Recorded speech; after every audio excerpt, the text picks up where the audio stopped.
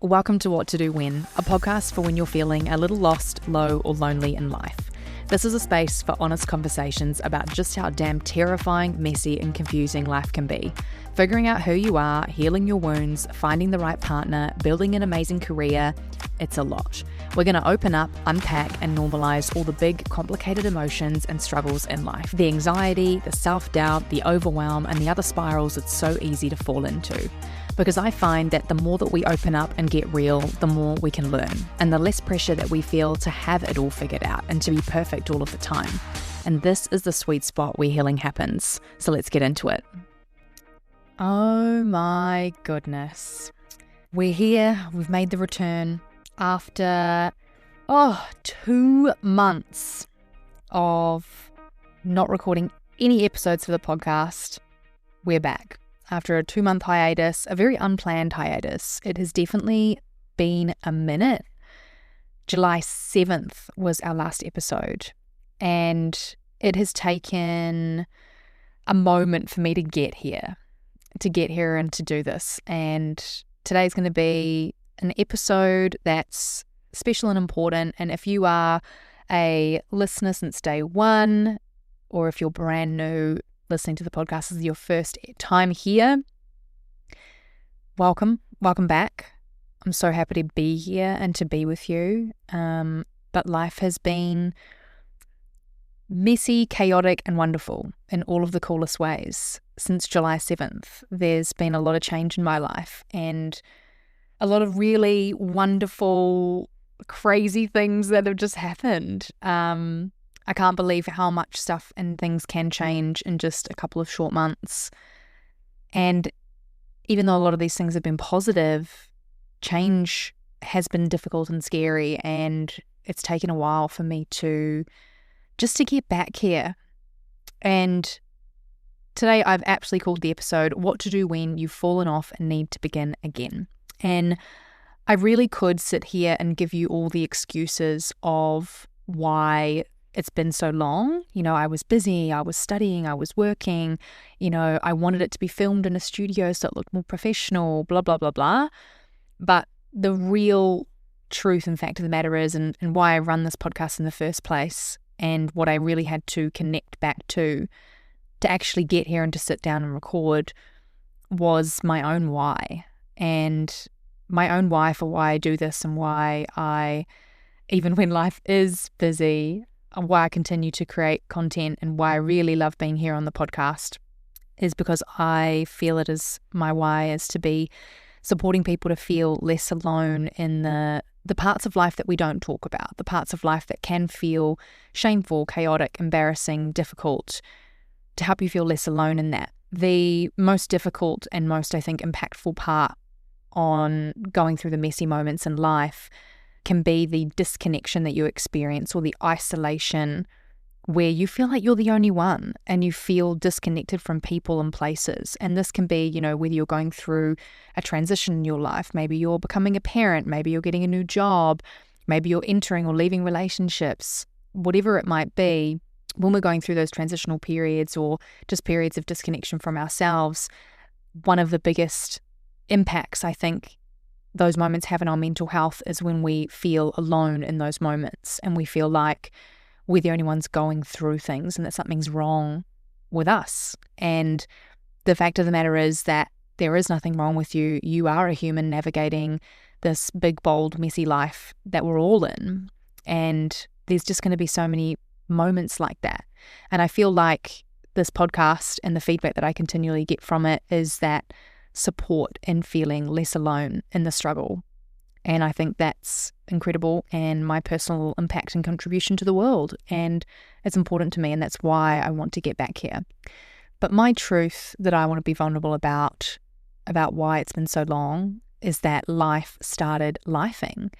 And not only lifing in negative ways, but also in really positive ways. Like, a lot of cool things have been happening. However, with those things, I got really in my head about what this podcast needed to look like. And I made it way harder than it needed to be.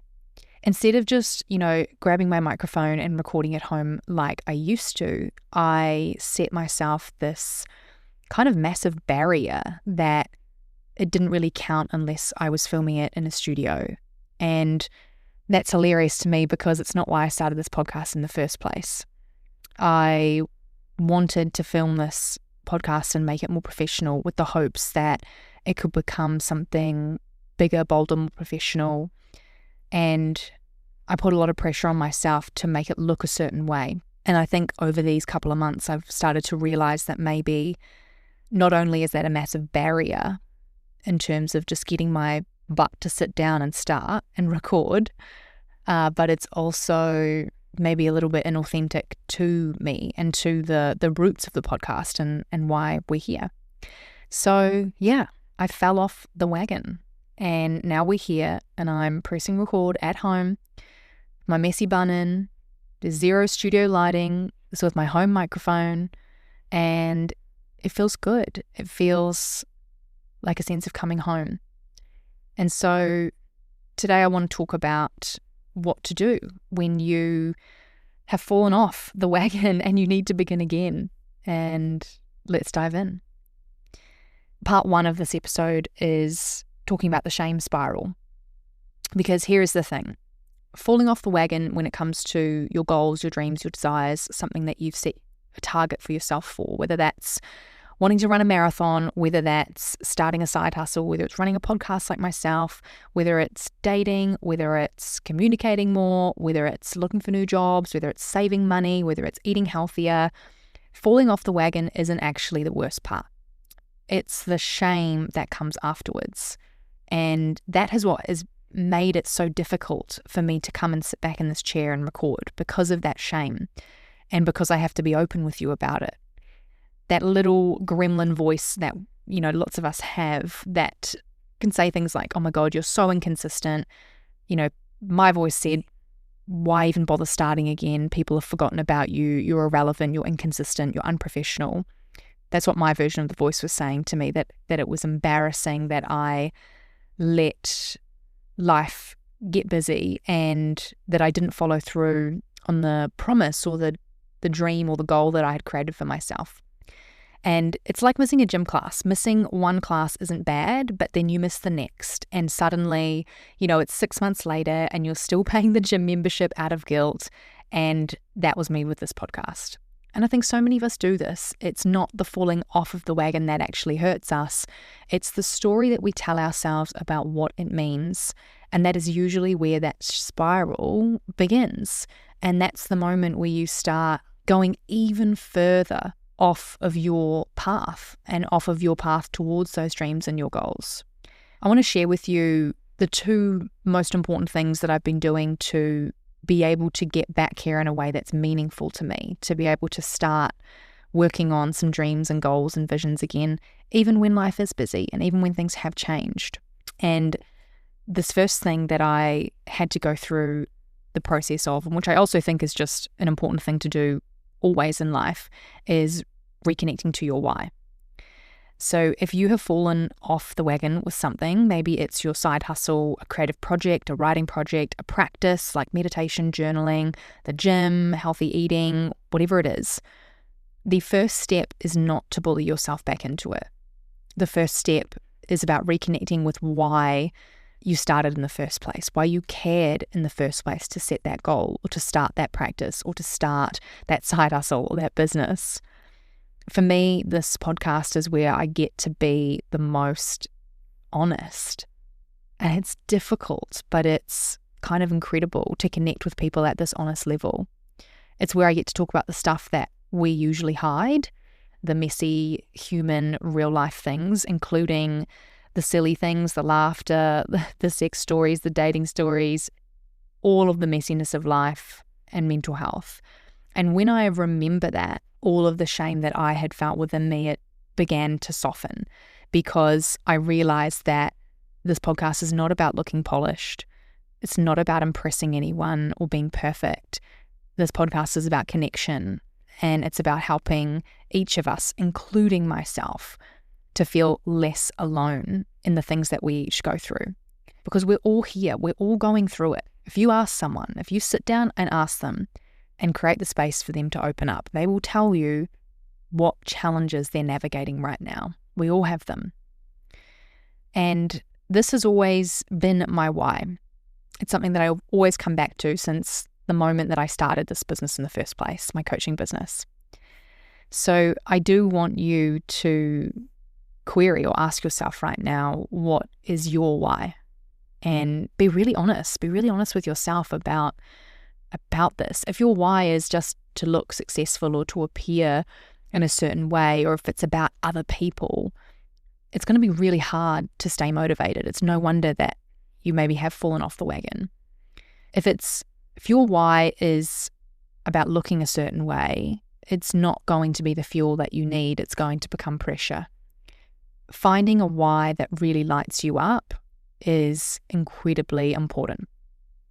What is your why for the things and the goals that you're working towards right now? Why is it really important to you? The next step that you've got to take, that I had to take too, and I'm here and I'm doing it, is about removing the barriers. I have a tendency, most humans have a tendency to make things way more complicated than they need to be. When we set goals, we don't realize that the pressure we put on that to look a certain way can actually become a giant barrier that stops us from doing anything in the first place. And my big barrier in recording this podcast and being consistent with it and connecting with you here, my big barrier was deciding to record in a studio. I made this grand declaration that I was taking this podcast a lot more seriously, and I was going to film in a studio. I was going to have it be much more professional. And in doing that, I boxed myself in. And I created all these barriers for myself in terms of, now not only did I have to go somewhere to film, I had to book it in, I had to pay for it, I had to be prepared to record multiple episodes at a time. I had to also be ready to film on camera and be feeling myself in that way, which was really difficult. And all of these barriers led me to doing nothing. All of that pressure almost removed all of the authentic motivation and joy that I have and have had that have gotten me to create 81 episodes over the last couple of years. They were all gone. And so I did nothing. And here is something that I have realized about this and about this step.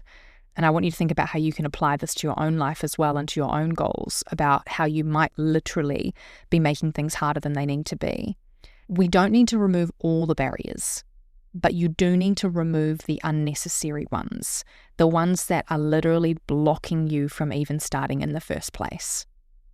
For example, you do not need a whole new wardrobe to go back to the gym. You do not need a $90 journal to write down your first thought if you're trying to start your journaling practice again. You do not need a perfect business plan or the perfect website before you post about your first product online. You just need to start messily, imperfectly, at home in your pajamas and your messy bun, because waiting for the perfect time or to feel ready is just going to be another way where you will continue to wait forever. The classic hard-hitting quote is that ready is a decision, ready is not a feeling. And I don't know about you, but I have found myself in so many times in my life waiting or hanging around for things to feel more perfect or more right in order to start something, in order to commit to something, in order to get going. And it's just another way to delay the start, to delay action. And we have to acknowledge that human part of us that just wants to stay in the comfort zone, that doesn't want to fail, but that doesn't also want to succeed, because with that will come change. We have to remember and treat ourselves with so much compassion and grace. We don't like change as human beings. We don't like it. And so committing to this new goal of yours, or starting whatever it is that you want to start again, that is change in itself. And change is difficult and scary and complicated. It's a lot. It can feel often really unsafe. And we don't think about that when it's a positive change that you might be making. Maybe it's, again, going to the gym or committing to some health goals. That's really positive, right? Those are really positive changes that you want to make. So often it's easy to fall into the story of, well, why aren't I doing it? It's going to be good for me. there must be something wrong with me, that I'm not committing, or that I'm not doing it right, or that I'm unable to stay consistent with it. But the truth is that change that you're making is scary. Your brain doesn't know who you're going to be on the other side of making those changes. Your brain thinks that you're going to lose things. Your brain thinks that people might leave you if you change. Your brain thinks that life will change, that you might be in danger. It comes up with all these scary stories as to why change, even positive change, shouldn't be done. And so if we bring this back to your specific goals, if we bring this back to your dreams or visions that you are maybe feeling a bit stuck with right now, I want you to really look at the places where you've created a barrier, where you have made it more complicated to start. For me, it was the studio. I often really notice this as well in terms of going to the gym, going to CrossFit, even meal prepping and eating healthy, even posting on Instagram. So many things. Even starting this business in the first place, I had this sense that things needed to be perfect and that I needed to commit 100% right away. And things really began to change for me, and I was able to commit long-term to a lot of things when I decided to stop trying to, for example, with CrossFit and going to the gym, I stopped trying to go 6 days a week, and I started to create the commitment that I wanted to just go 3 times a week consistently. And that has been probably one of the most easy, effortless things I've ever done, because it was so achievable for me to do. And it was a huge barrier that I got to remove. And that consistency in the long term has led to me feeling and building this incredible foundation of strength and fitness that I've never had before, because I was always someone that would go hard on a challenge for 8 weeks and then not go back for months. And when I changed that, the positive impact of it was stunning. And this is what I think a lot of us here, if you're listening to this specific episode, we've got to think about the long game. If you zoom out and if you ask the version of you 10 years in the future about this time in your life now, they don't want you to change things overnight. They don't want you to get things perfect. They want you to give things a go. They want you to learn. They want you to be messy. They want you to start and try. That will be their dream and their desire for you. If you could go back to younger versions of your own self from now, would you give yourself that same advice? You do not need to be perfect to start. You do not need to wait till you feel ready. But something that might help is looking at those barriers that you can remove. So do journal on that. Think about that today. Some of my favorite people that I look up to have started in absolute chaos. There's a woman that I follow who runs a 7-figure product business now. And she literally started selling her services out of her garage with tape, cardboard boxes, complete mess. Some of the biggest podcasts that I look up to in the world, their first episodes sound like they were recorded inside of a tin can, but they just kept showing up. They kept being consistent. And honestly, even this podcast, when I first started, I had no clue what I was doing. I recorded it under a blanket on some plug-in headphones, and people listened, people supported, people showed up anyway because I did. And even to this day, I still have conversations with people who have just discovered this podcast, and they go back right to the beginning, and they have said the most beautiful things of not only complimenting how far I've come with it, but admiring what it takes to start in a way that isn't perfect. Because the truth is that we're all craving permission to not be perfect. We're all craving permission to be more real, to be more honest, to be less polished. We all want that. We all want, what would change for you if somebody came up to you and said, right now, in 10 years, you will be the most successful at whatever it is that you're trying to do. But in order to do that, the only way you're going to get there is if you start and you're not perfect and it's messy. But you have to start today. What would that change for you if you knew that you would succeed? If you knew that it would be amazing, but you knew that the condition was that you weren't allowed to try and be perfect with it? That permission can change everything for you. It changed everything for me. It gave me this ability to work through the shame, no matter how long it takes, and still come back and start again over and over and over. This podcast is a testament to that. I've done this many a time. My coaching business is a testament to that. My life is a testament to that. So if you have fallen off the wagon, whether it's your goals, your dreams, a habit, please don't shame yourself. That is just another sneaky way that your brain is trying to get you to delay starting. And instead, I hope that by listening to my story and other stories, that you can sit here in the mess and the messy humanness of it all with me, and you can admit that you're a little gutted that you're not further along, which I am. I am a little gutted that I haven't shown up over the last couple of months. But then can you also remember that this is a blip in time? Because if you zoom out 10 years from now, future you is rolling their eyes at this version of you. They're cheering. They're like, thank God you just started again, even when it wasn't perfect. They just want you to start. They don't care how perfect you are or how perfect it is. So I want to leave this episode saying cheers to the messy beginnings. Here's to doing the thing without the studio, without the perfect setup, without feeling like you have to change your entire life overnight, and without the shame. It's a pleasure to be back with you in all of my own personal messiness and chaos and glory. And I really hope that this reminds you to work through that shame and to start your thing, not perfectly, but now, in whatever small way that you can. And I'm going to see you next week. Remember that you're doing enough, you're being enough, and this really is just a blip in time, and you can do this. You deserve good things, and you are more than capable. Thanks for listening.